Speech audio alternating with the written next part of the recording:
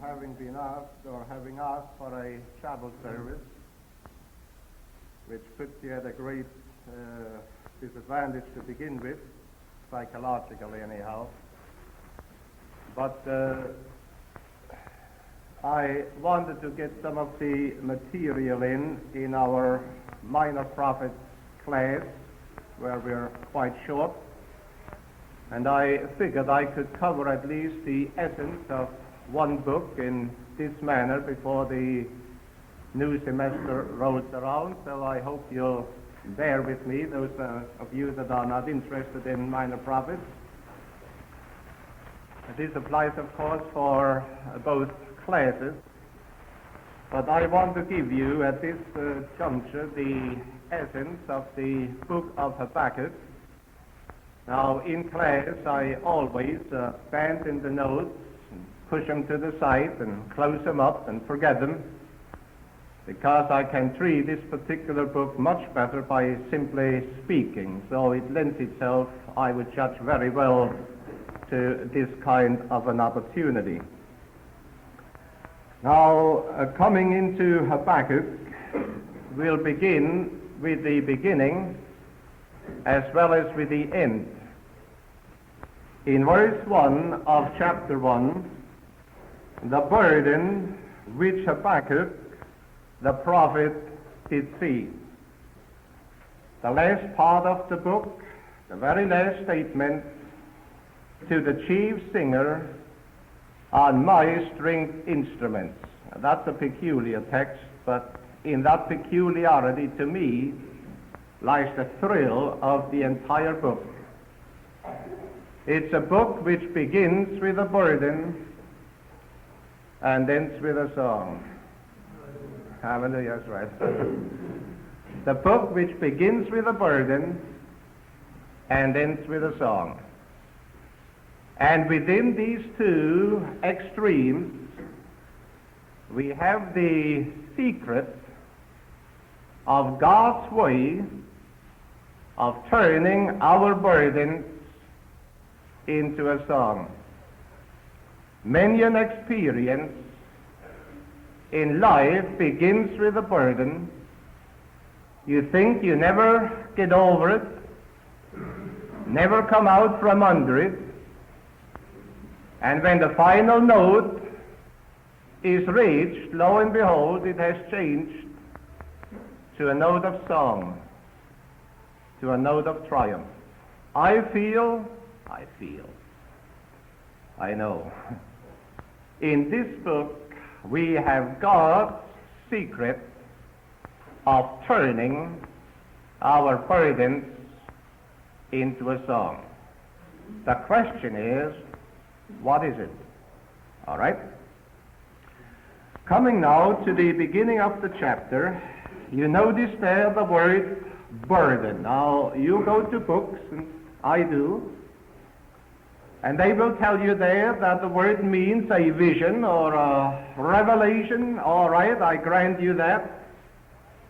But I think that the context makes it very clear that with that vision, there was also in the heart of the prophet precisely what the word implies, a burden.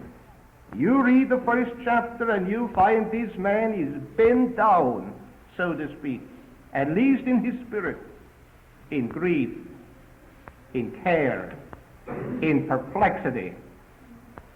Now here we find the prophet Habakkuk perplexed. And in that perplexity, he feels burdened. He feels heavy. He's under a load, under a stone. In German we say, hat einen Stein auf dem Herzen. Nicht wahr, Frau Grimsman? He has a stone on his heart. Now if I talk to you, I have a stone on my heart, you'd say, who? What? But over there it makes sense. It simply means that there is a weight, something that presses you down. All right? So there, Habakkuk is burdened, pressed with care, befuddled with perplexity. There is something the man cannot figure out. And what the man cannot figure out is what God does. Does God ever do things with you that you can't figure out and they puzzle you? Well, Habakkuk is puzzled, and he's puzzled about three things. Three things that constitute his burden and his perplexity. Now, well, we're partly in class, aren't we? There are three keywords to this book. In verse 2, the words, how long? In verse 3, the word, why? In verse 13, the word, wherefore. This prophet's mind is full of questions.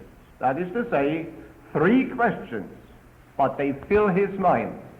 And the man has no answer to either one of the three questions. How long? Do you ever say that? Oh God, how long? Whatever you have in mind.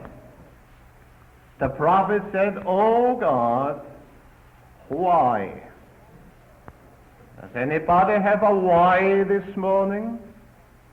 God, why do you do this to me? Why don't you do thus and so? Why do you allow such and such? Why? The prophet had a why. And in verse 13, wherefore, which is quite similar. How long? Why? Wherefore? Now, what did he have in mind in each of the three? All right. How long shall I cry, and thou wilt not hear? Do you know what perplexed him here? The problem, the old age problem, the old age. Oh, there's something to that. The age-old problem.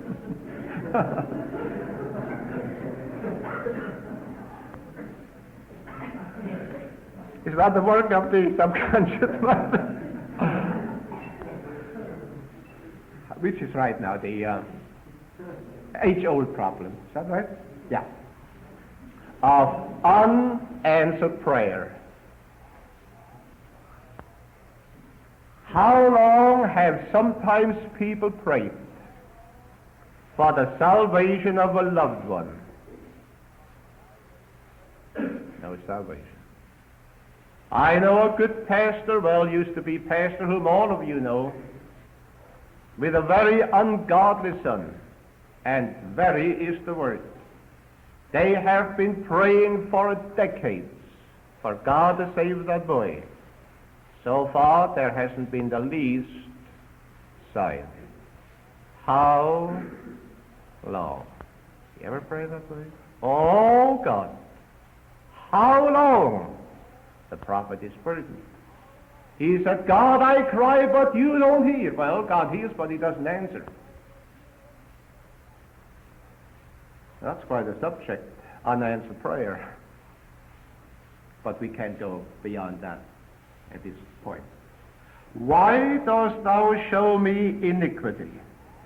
In other words, God, why do you let things go on as they do? Look at the violence, look at the strife, look at the commotion, look at the contention, look at the wicked. God, why do you allow things to go on? Why do the wicked prosper? Why don't you do something? Why don't you judge them? Why don't you undertake? God, how about it? No answer. Remember the preacher who fasted to stop the march of communism and died of hunger?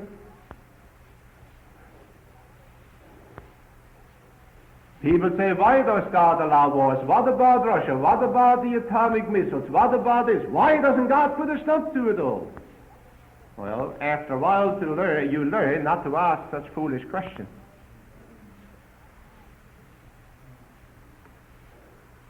But it bothered Habakkuk. Wherefore Lookest thou upon them that deal treacherously, and holdest thy tongue, when the wicked devoureth the man that is more righteous than he? What bothered Habakkuk here was the suffering of the righteous. That's another age-old, is that right? Old age? Age-old problem. The suffering of the righteous. Why, God says, look at your people.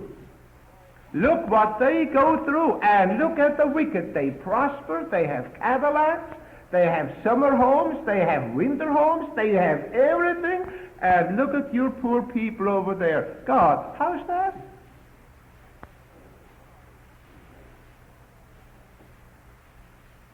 How long? Why? Wherefore?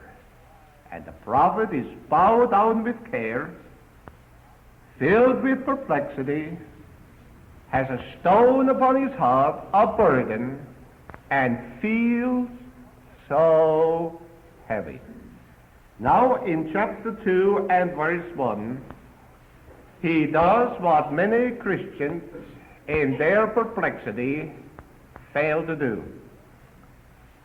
This is an exaggeration, but the average Pentecostal person apparently, when they have a burden, they run to every Tom, Dick, and Harry to find an answer. Well, I'll tell you, Tom, Dick, and Harry often just doesn't have the answer. And Habakkuk did what I would highly recommend, namely, he went to God. We'll have to learn to go to God with our problems. But you know what folk do? They have a problem, and they want a certain answer. Get it? So they go from one door to the next. What do you think I should do? He don't know. Nothing. What do you think? She don't know nothing either. What do you think? You know, that's just the way I felt. Thank you very much. Now I know what to do. And all they look is for confirmation for what they have already determined, and go shopping for an answer till they find it. Well, you'll find it. You just go to the flea market.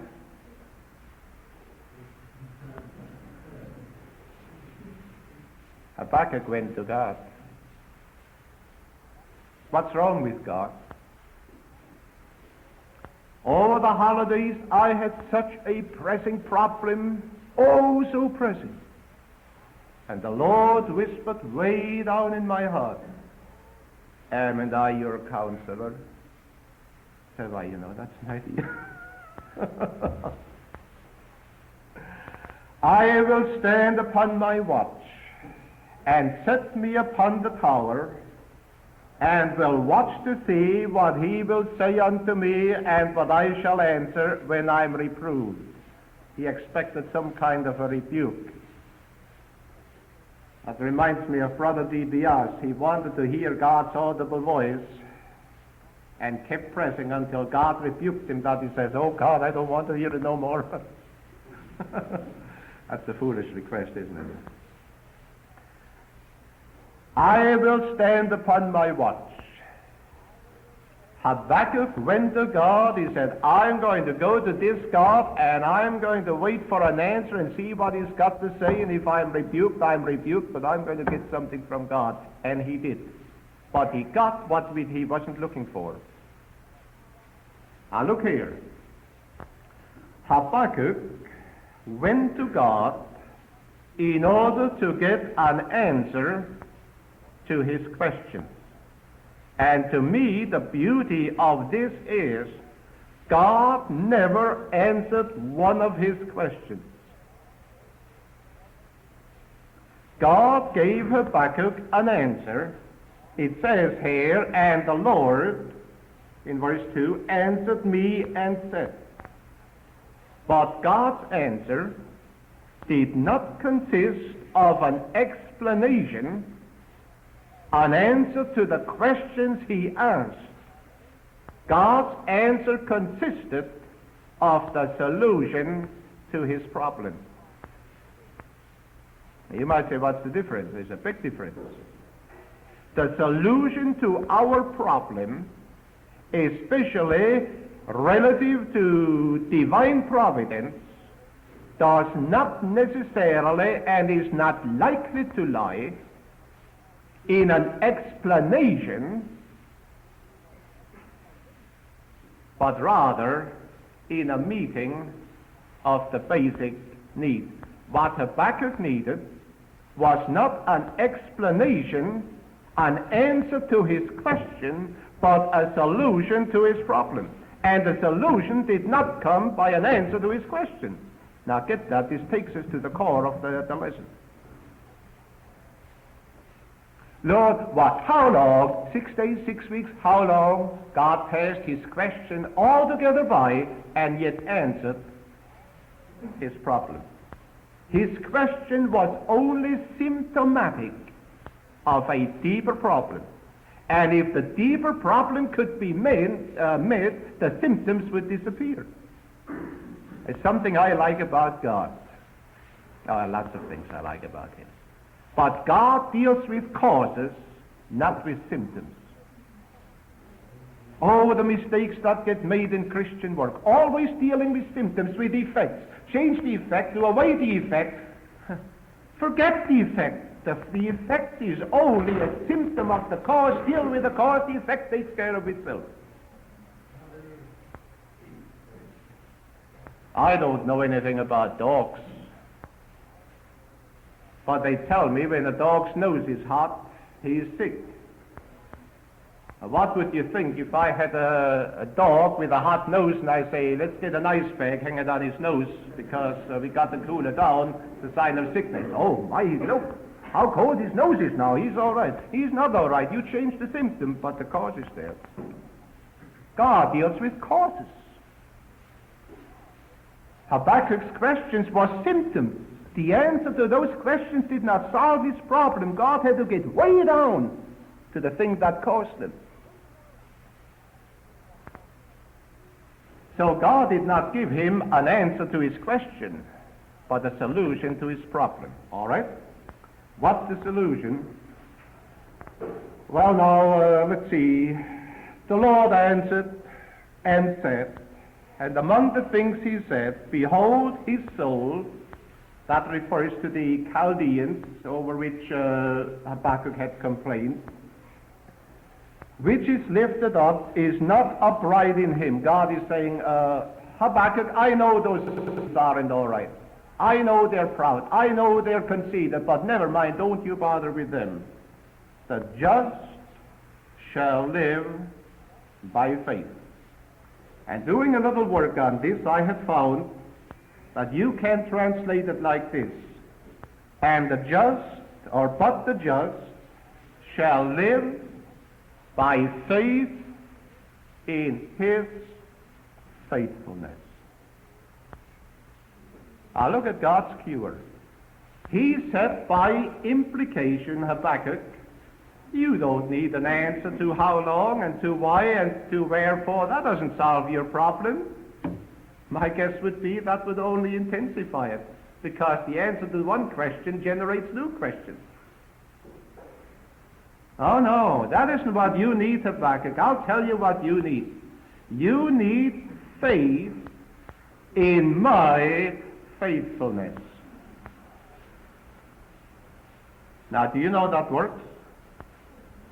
The just shall live by faith in the faithfulness of God. And when that faith in God's faithfulness, in spite of everything else, takes hold, the questions aren't answered. They are dissolved. Do you get it? The questions cease to be. There just won't be any. Not like this. Questions that question the providence of God. They'll just stop.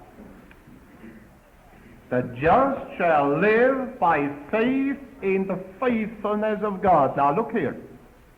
God is actually calling for a faith which is anchored not in what God does, get that, but in what God is. I hope you see the difference. People say, oh, I believe God. Why, presto, change, bingo, He healed me. I believe God because He healed me. There is a better faith than that. A faith that believes in God when He doesn't. No, I don't believe that. No, then you're missing something.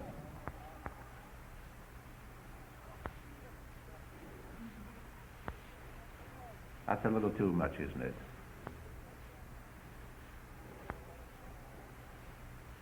I'm not saying God doesn't heal. Oh, no. But what if He delays your healing? You'll just put it that way. What if He waits?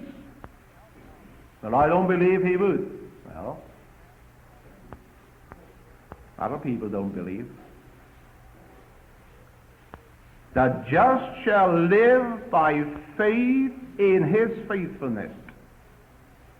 God wanted Habakkuk to have a faith in God that was based, that had its foundation not in what God did or didn't do, but in what God was. In other words, in God, in integrity, irrespective of what He did or didn't do. That's faith. Job had it.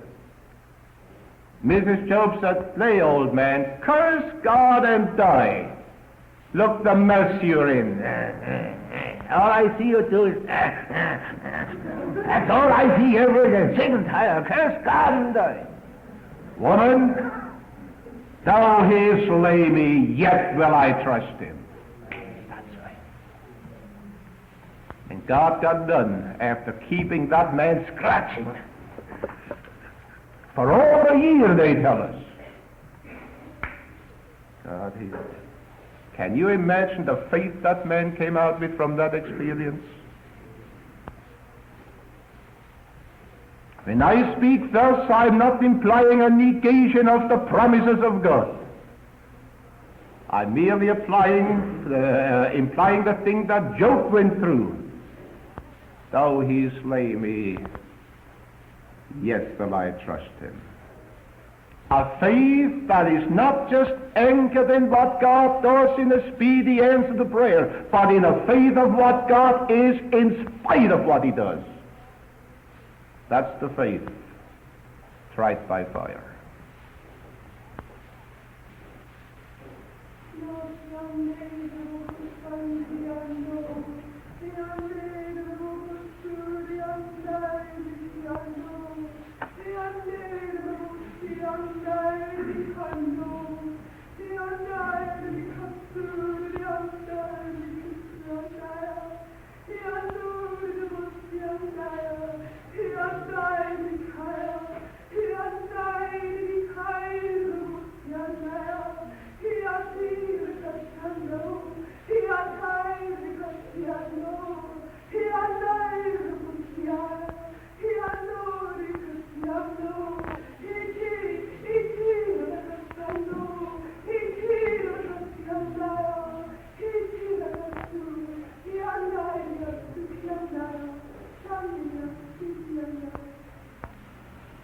Yea, and did not the Hebrew children, when they stood before the fiery furnace, determine in their hearts?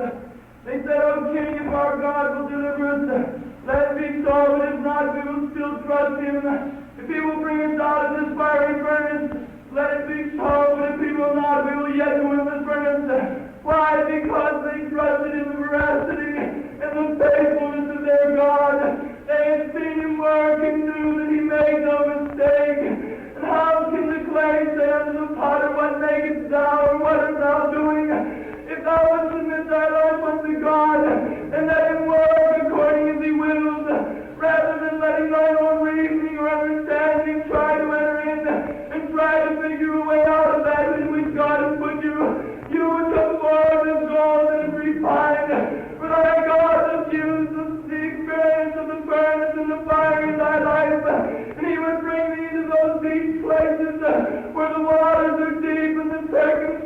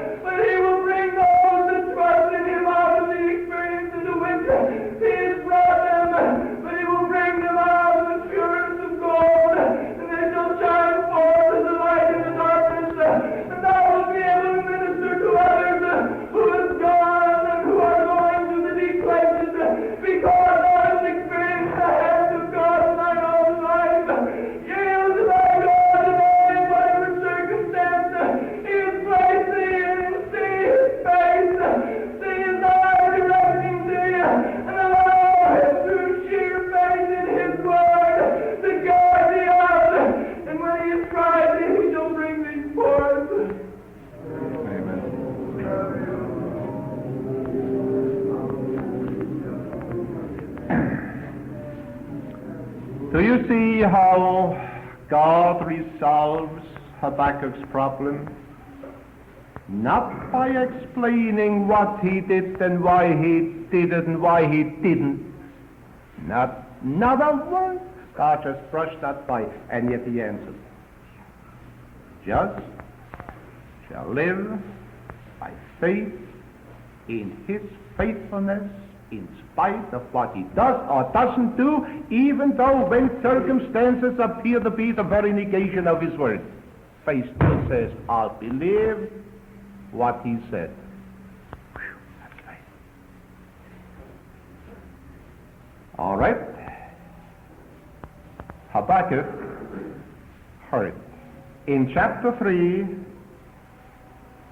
verse 2, O Lord, I have heard thy speech. Oh, he heard. Look here, folks. He didn't only hear, he heard. Do you know you can sit in this chapel and hear every word I say and hear nothing?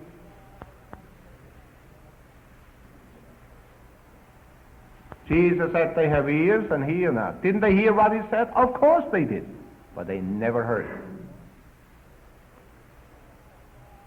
They never heard it in there, and as a result, they might as well not have listened. That's right. But he heard, O Lord, I have heard thy speech. He said, I heard. And was afraid. God came from Teman, and the Holy One from Mount Paran.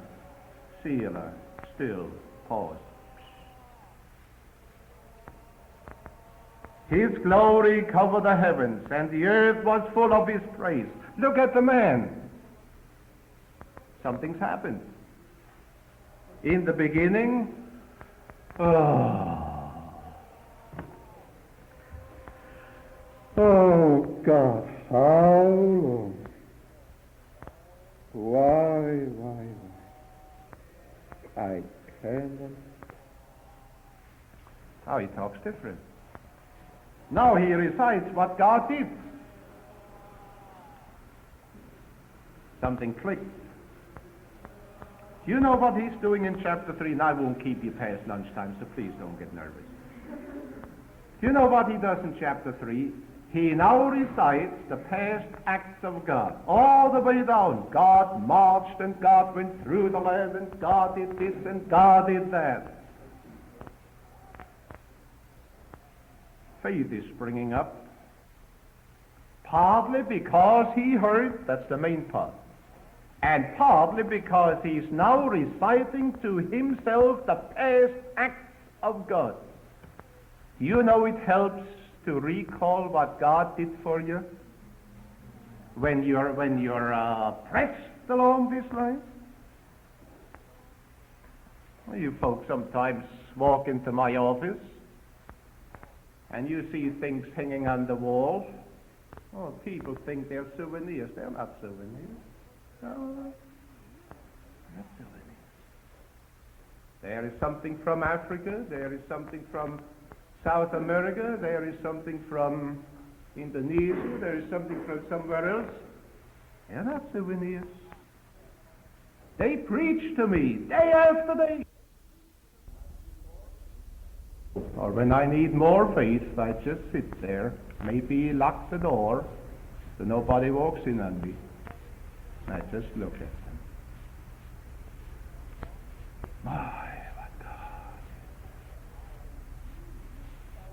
I review the works of God, and faith is strengthened. And I say, God, what you have done in times past, you're able to do now. And faith.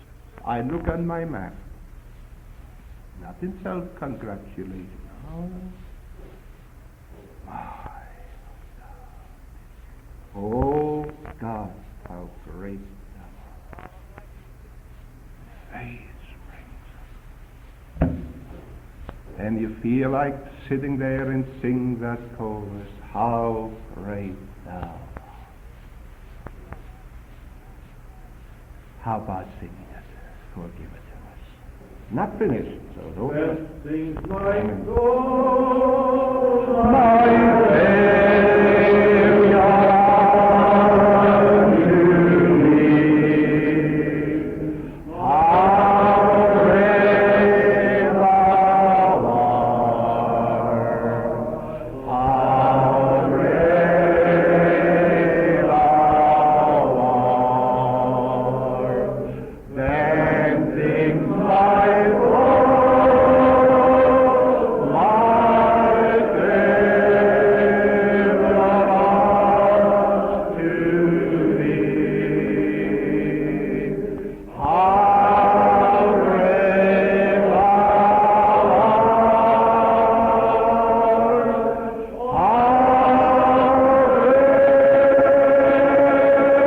thou art.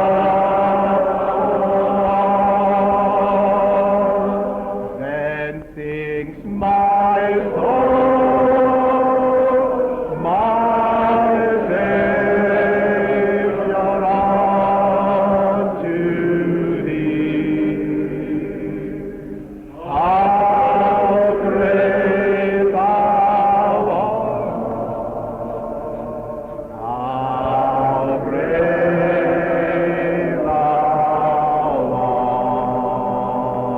art. Then sings my soul, my Savior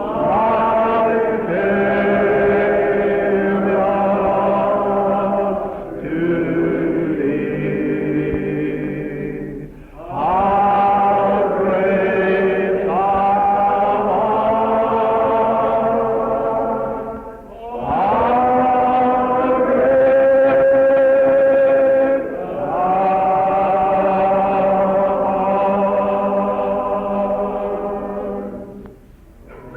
Hallelujah. Praise God. Praise God. You know, when you consider the greatness of God, you get so small. You ever get that feeling? You get smaller and smaller and smaller and smaller. It's humiliating to contemplate the greatness of our God. Does it have that effect on you? He does on me. It just shrinks your size. Well, Habakkuk rehearses what God did, and now 17, although the fig tree shall not blossom. Look at his language. How different from how long, why, wherefore. Now it says, look here, it doesn't make any difference anymore. What God does or what he doesn't do doesn't matter at all. Although the fig tree shall not blossom, neither shall fruit be in the vines, the labor of the olive shall fail, and the field shall yield no meat. The flock shall be cut off from the fold, and there shall be no herd in the stall. Yet I will rejoice in the Lord. Hallelujah, that man's changed. Now it doesn't matter what God does or what he doesn't do. It doesn't make any difference to me. My joy is now anchored in God himself as a person, not in his acts, in what he is. That's the only real foundation for faith. What has happened to the man? He has entered the rest of faith. No more questioning, no more burden, no more perplexity, no more struggle. It doesn't matter. Either way is all right with me. I'm now rejoicing in him, irrespective of what he does, in spite of what he does or doesn't do. Do you see how faith has anchored that man in God himself as a person? How many people's faith lies solely in what God does, and when he doesn't, down they go. This faith doesn't let you down. This faith makes you stand when there is nothing left to stand. But what God has said, and that faith says, that's good enough for me. Strength. Yet I will rejoice in the Lord. In spite, I will joy in the God of my salvation. The Lord God is my strength. He has entered the strength of faith. Hey, this faith is strong. No more, I'll tell you, I might as well quit. No. The Lord God's my strength. He will make my feet like hinds' feet. He will make me walk upon mine high places. The walk of faith.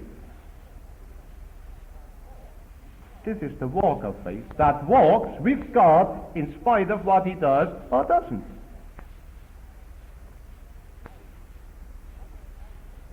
Hinds' feet, that's the mountain goats. The goats with long hind legs and a very sure footing. They run up crevices just about this angle. When the mountain lion is after them, they escape the mountain lion. By the way, those of you who always like to be in the mountains, there's a lion up there too. They're mountain lions. Yes, they are. They have them over there in the eastern countries. And they're right up there where some people like to be, up in the mountains all the time and never go down to, where it's nice to walk with the Lord too. But these goats, they are so skilled, skilled perhaps isn't the word, I don't know, on their legs, when the mountain lion comes, they're able to run up steep cliffs, jump over wide crevices, and escape the mountain lion. This faith enables you to escape the mountain lion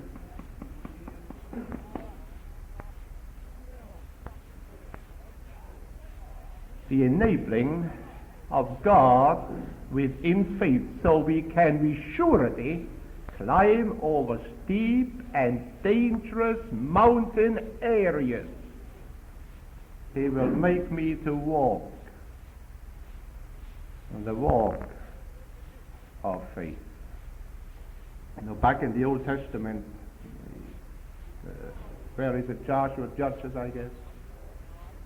I think it was the tribe of Dan. Their enemies drove them up into the mountain, and it says, and they couldn't come down. Have you ever known of people that get driven up by the enemy into a mountain peak of glory and can't come down ever to where people's needs are? There's danger up there. If you stay too long, life will get you. And then he says, to the chief singer on my stringed instruments. Now let's get this in perspective and we'll close. You have here in 17 through 19 these aspects of real faith. The rest of faith doesn't matter anymore what God does.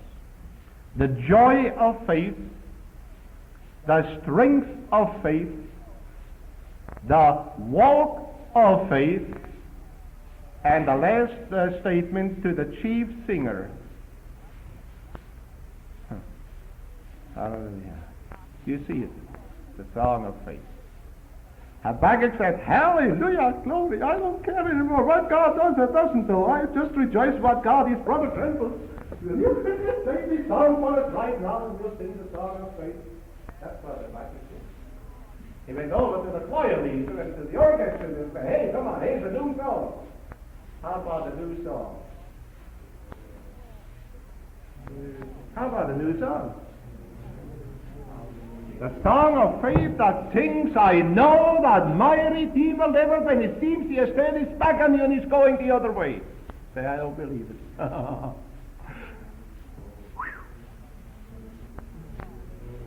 about songs in the night?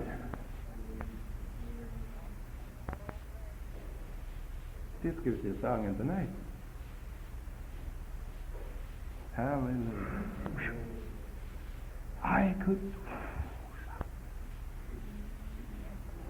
to the chief singer and my stringed instrument, to the choir leader, the orchestra leader, the song of faith. What faith?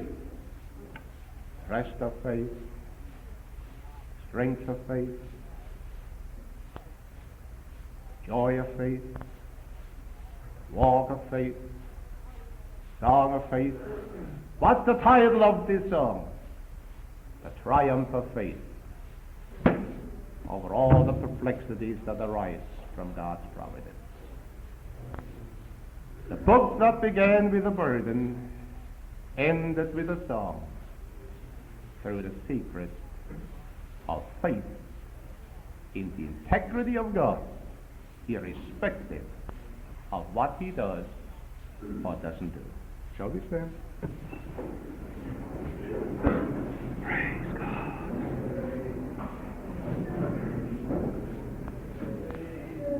Praise be to God. Praise